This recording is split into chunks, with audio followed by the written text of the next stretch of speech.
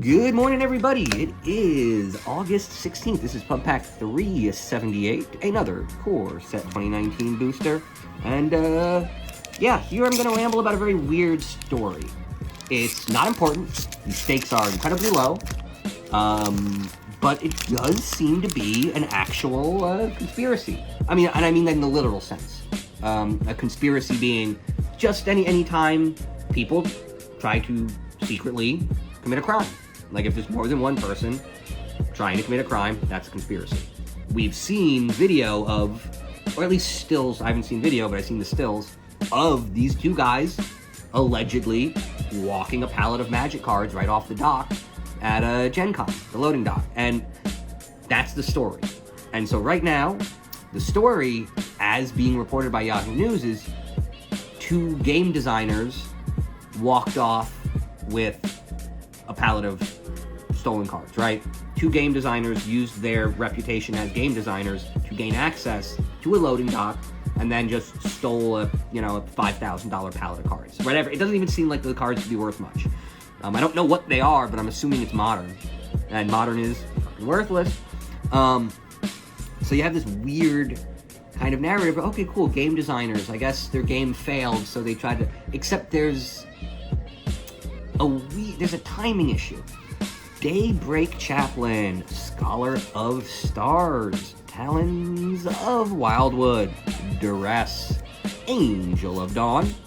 And the idea is they're being called game designers, but the game they design is called Castle Assault.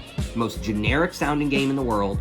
It seems to be a childish, simple mashup of the D&D like starter kit with the board and some version of a TCG, right? They're selling like the expansion packs of cards that work with the board game, whatever. But the whole thing doesn't seem like a real game. It doesn't seem fun, and it doesn't seem like anybody bought it at the time. They started put their promotional videos for this game in 2014. They seem to have stopped promoting it by 2016. Then a year after they stopped promoting the game and the social media chatter was reduced to zero, after that, they made 40 grand on a Kickstarter. So these guys just seem like standard internet grifters where they start real-looking businesses in order to explain revenue, rather than game designers actually trying to create a game for fans to generate revenue, right? These guys are revenue explanation, not revenue generation. That's what they were in 2014 to 2016. Aviation Pioneer, Gearsmith Guardian, Havoc Devils, Invoke the Divine. And I guess the thing that's interesting is 5 minutes of Googling and this game and company looks absolutely fake.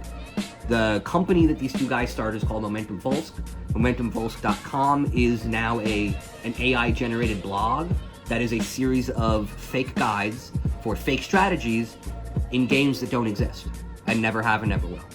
Just generic game title sounding things. Much like Castle Assault being so generic that no one thinks it could be a real game. But it's just like how to get medals in Dragon Age, how to get dragon scales in the Medallion Quest. And it's like none of these are real games or real articles. And that's the only thing on the internet under the name of this company. So when they say that these are two guys who started a gaming company in 2014, what I gotta ask is, what happened between 2016 and 2023? Because they were not promoting a video game. They weren't promoting a tabletop game. They simply weren't. Castle Assault and Momentum Volsk was active 2014 to 2016. Absolutely nothing. And then somebody gave them access to Gen Con under the guise that they were game designers. It doesn't seem plausible, because if anybody at Gen Con looked into them, they're obviously fake. A 7-year gap in social media coverage means it wasn't real, right? If there were real people playing this game, they would have continued to talk about it for more than 18 months, right? I mean, I'm here playing Magic the Gathering 20 years later, right? I've been doing this since Revised came out, right? This is how gaming actually works. And the idea is they clearly never sold any copies of their games to real gamers. there seems to be a single plausible post. There was one Instagram post from an account that seems like it could be a real person having played Castle Assault, right?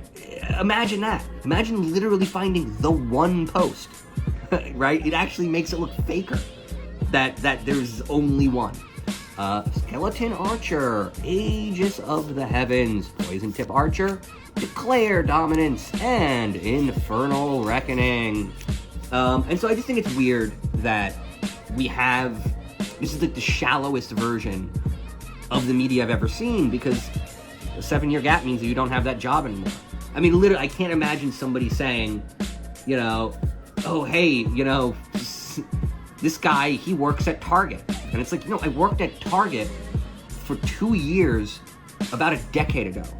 If somebody is saying PubJeezy Target employee in a headline, they're lying. That's it. So when somebody says you're doing something that you haven't done in 5 years, the verb tense there, the timing, is pretty obvious. So I don't know. I don't know why they want us to think they're game designers when they're not. I don't know why somebody would steal a pallet of trading cards on camera. I don't know why any of this story exists. The whole story is stupid. Stealing the cards seems like a crime that can't really generate much money, because selling Magic cards is hard, and no one wants to pay fair market value because whatever. The crime doesn't make sense. The coverage doesn't make sense. The swarm of social media accounts trying to make the cover story more accurate, like, it just, none of it makes sense. So, like I said, this is very rambly and backwards because I just don't understand this narrative. It makes very little sense to me. So there we go. That is what's going on in MTG Finance. We've got a legitimate caper. We've got fake game designers doing a smash and grab at Gen Con, and a swarm of social media accounts trying to help them get away with it. So, I don't know. Good night and good luck.